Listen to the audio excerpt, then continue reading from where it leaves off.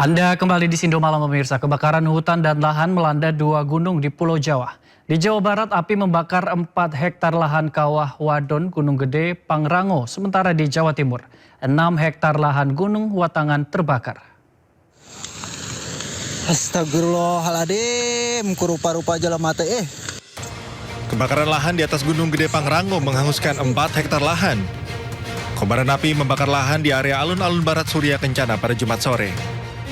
Api bisa dipadamkan oleh sejumlah petugas dan relawan yang berada di lokasi kejadian.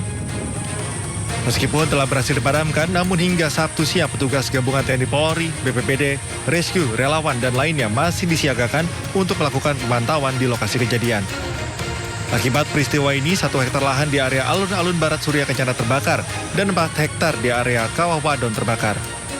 Dan sampai sekarang kami hari ini di Sabtu siang tetap memantau pelaksanaan kegiatan di lapangan, dan secara visual kami menyampaikan bahwa sampai dengan saat ini alhamdulillah untuk titik api sudah tidak terdeteksi dari hasil pengamatan melalui drone tadi pagi sampai dengan sekarang. Diduga kebakaran akibat faktor cuaca panas dan sangat minimnya curah hujan membuat rerumputan mengering. Berdasarkan surat edaran yang telah dikeluarkan Balai Besar Taman Nasional Gunung Gede Pangrango, ditutup sementara waktu untuk jalur pendakian, mulai dari tanggal 7 Agustus hingga 11 Agustus 2026. Sementara itu, kobaran api membara di kawasan hutan Gunung Watangan, Desa Loh Jejer, Kecamatan Nawuluhan, Jember. Api terlihat menjalar dan membakar vegetasi di kawasan hutan.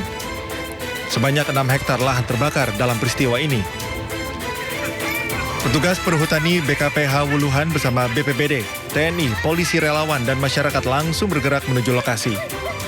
Namun medan terjal membuat mobil pemadam kebakaran tidak memungkinkan untuk naik ke atas gunung. Banyaknya titik api yang tersebar di kawasan hutan membuat proses pemadaman tidak mudah. Petugas harus bergerak dari satu titik ke titik lainnya untuk mencegah api kembali membesar.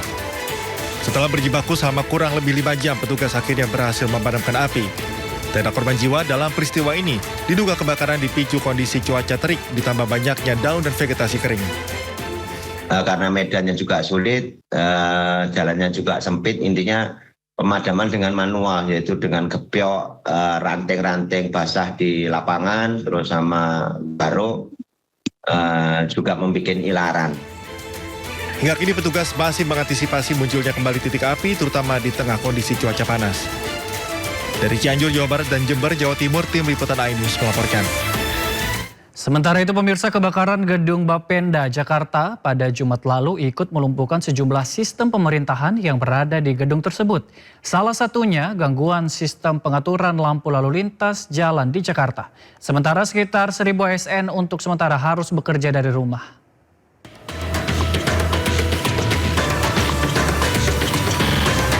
Kebakaran gedung Bapenda di Gambir, Jakarta Pusat meluluh lantakan sebagian besar bangunan gedung, terutama di lantai 11 hingga 16.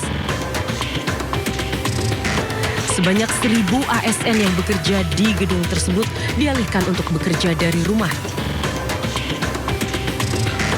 Gubernur DKI Jakarta Pramono Anung menyatakan, kebakaran gedung Bapenda mengakibatkan terganggunya sistem pengaturan lampu lalu lintas di sejumlah ruas jalan.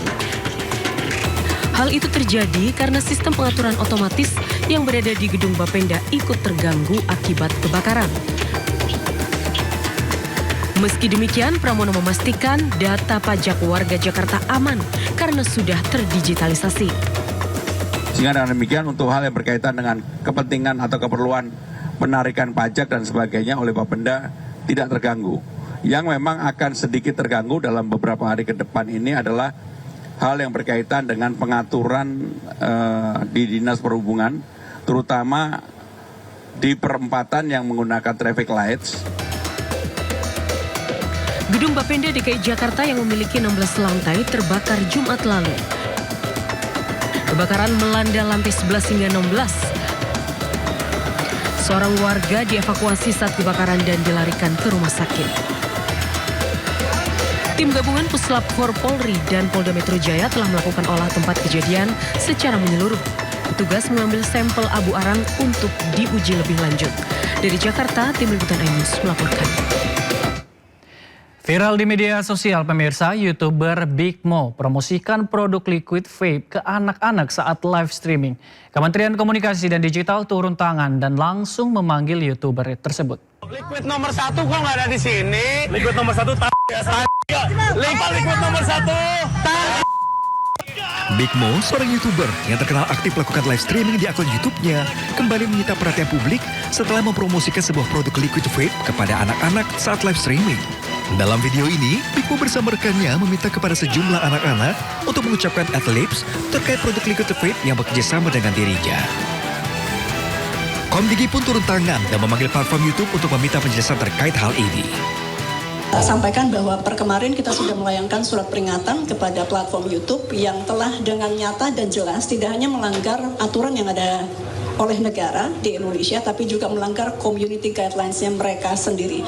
Jadi kita akan lihat dalam 3 hari, esok atau lusa akan dipanggil. Kita juga sudah keluarkan surat pemanggilan untuk mendengar jawaban dari platform. Vape sendiri masih menjadi pro kontra di Indonesia. Pemerintah pun berencana untuk melarang peredarannya. Langkah ini diambil setelah maraknya pengguna vape untuk mengedarkan narkoba. Tim Liputan iNews melaporkan. Pemirsa, di balik kematian Sutrimo menyeruak nama Febrio Adiono. Ia sempat disebut sebagai jaksa Kejagung yang pertama kali menemukan jasad Sutrimo. Belakangan Kejagung membantahnya, lalu siapakah Febrio Adiono?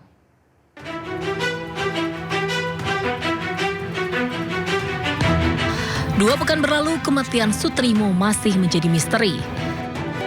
Sejumlah nama kemudian muncul dari ex-Jampitsus Febri Adriansyah dan Febrio Adiono. Bukan tanpa sebab nama Febrio Adiono menyeruak. Ia disebut orang yang mengantar Sutrimo ke Rumah Sakit Muhammadiyah Taman Puring.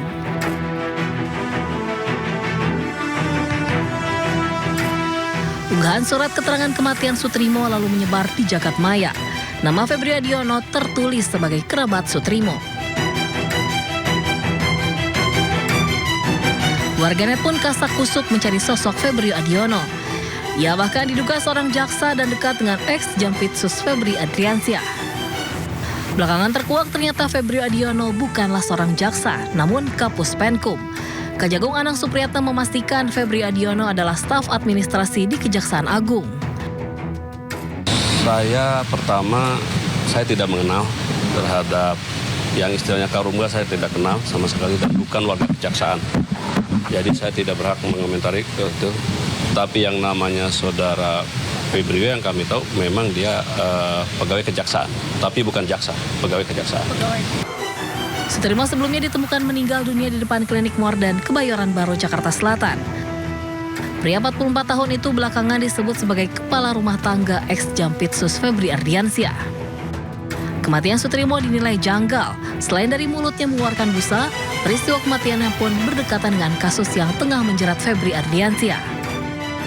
Polisi telah memeriksa 5 orang saksi dan akan membongkar makam Sutrimo di Banyumas, Jawa Tengah untuk melakukan ekshumasi. Tim Liputan iNews melaporkan. Jalani pemeriksaan, pengacara Febri Adriansyah menyebut kliennya sudah sangat kooperatif. Sementara ex-penyidik KPK Yudi Purnomo menyebut jalani pemeriksaan dan memakai rompi adalah kewajiban. Yudi justru menilai dengan menyebut dirinya dikriminalisasi, mantan Jampitsus itu sama sekali tidak kooperatif.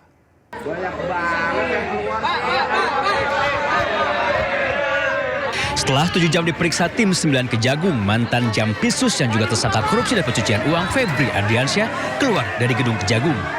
Tidak seperti pemeriksaan 24 Juli lalu, kali ini Febri mengenakan rompi tahanan plus dengan tangan terborgol. Pengacaranya menyebut sebagai tersangka, Febri Ardiansyah sudah sangat kooperatif dari jalani penahanan di rutan KPK hingga jalani pemeriksaan di gedung Benar Kejagung.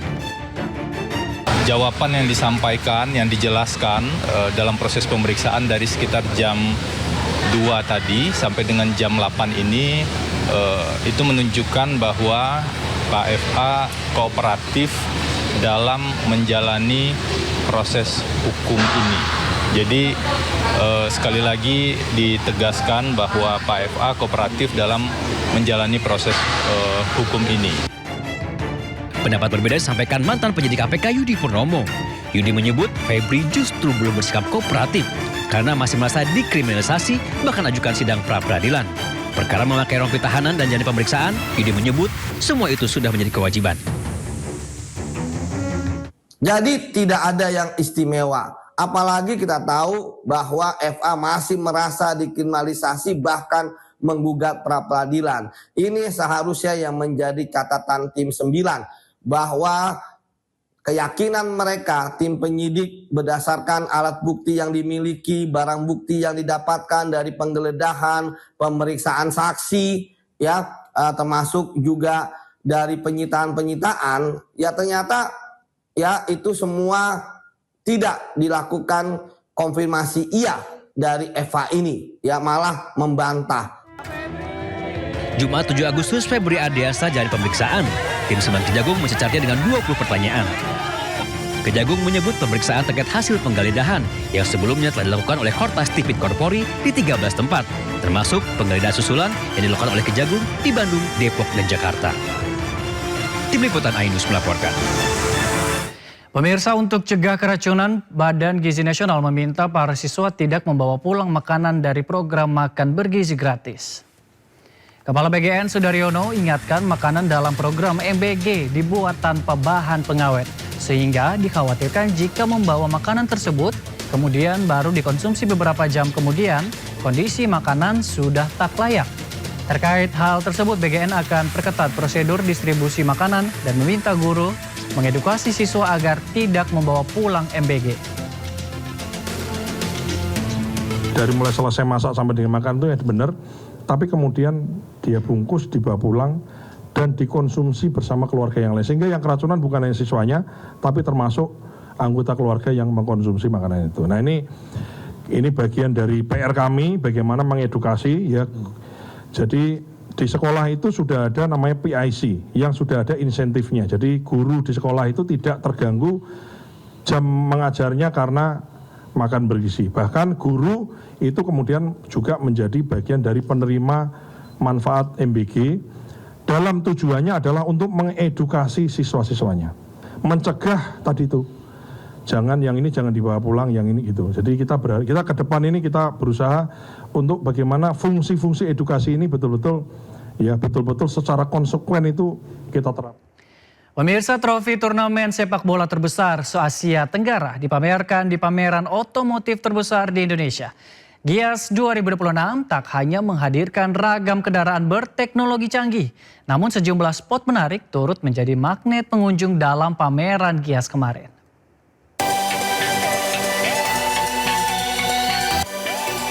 Trofi turnamen sepak bola terbesar se-Asia Tenggara menjadi magnet dalam gelaran Gias 2026.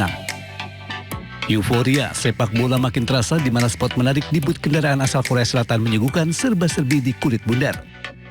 Mulai dari replika stadion hingga pernak-pernik sepak bola seperti jersey timnas Indonesia dari masa ke masa, lengkap dengan tanda tangan para pemain. Pameran trofi AFF yang sejarahnya menjadi fase bagi penghobi otomotif sekaligus penggemar sepak bola agar mengetahui sejarah Piala AFF. Dalam ajang yang digelar setiap tahun ini beragam kendaraan terbaru dengan fitur canggih dan unik dihadirkan untuk memuaskan hasrat penghobi otomotif. Saya tidak pernah absen setiap Gias setiap tahun. Ya, karena apa? Saya senang dengan konsep-konsep mobil-mobil yang ada di sini yang biasanya tiap tahun. Ya, sangat futuristik. Ya, teknologinya canggih-canggih, bagus. Kita perlu ngikutin itu, jangan ketinggalan. Tak hanya memanjakan mata, pengunjung juga bisa menjajal langsung kendaraan baik roda 2 maupun roda 4 melalui area test drive yang disediakan.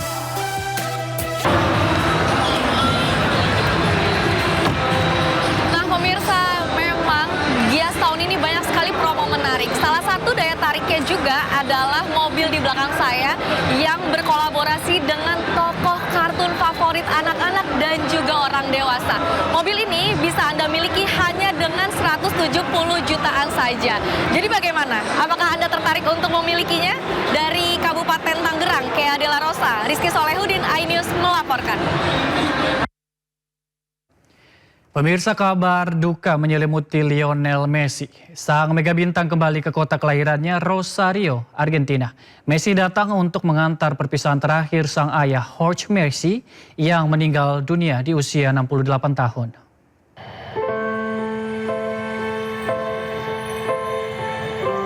Suasana duka menyelimuti saat Lionel Messi tiba di Bandara Internasional Malvinas Argentina Rosario.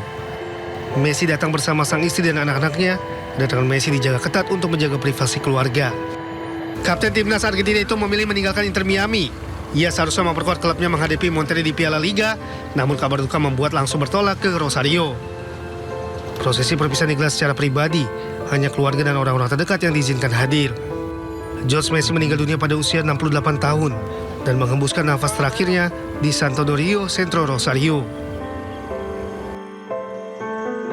George merupakan sosok penting dalam perjalanan karir Lionel Messi. Ia mendampingi sang putra sejak memulai sepak bola di Rosario, hingga mengantarnya ke Spanyol untuk bergabung dengan Akademi Barcelona. George kemudian menjadi perwakilan Messi, menangani berbagai negosiasi penting dalam karir putranya. Bagi Messi, kehilangan ini bukan hanya tentang sosok ayah, tetapi juga perpisahan dengan orang yang menemani perjalanannya dari Rosario hingga menjadi salah satu pesepak bola terbesar di dunia. Tentara Israel menyerang seorang lansia Palestina berpaspor Amerika Serikat. Informasi selengkapnya usai jeda, tetaplah di Sindomal.